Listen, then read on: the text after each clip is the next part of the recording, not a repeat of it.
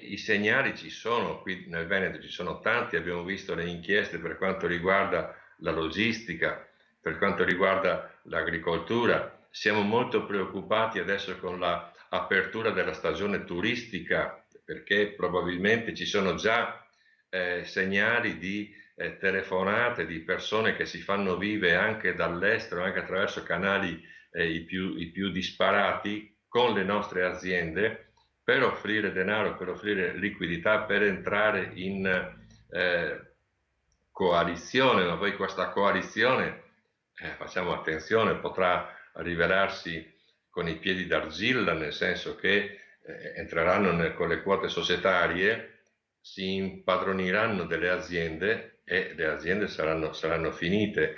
L'estorsione arriverà come sta arrivando l'usura.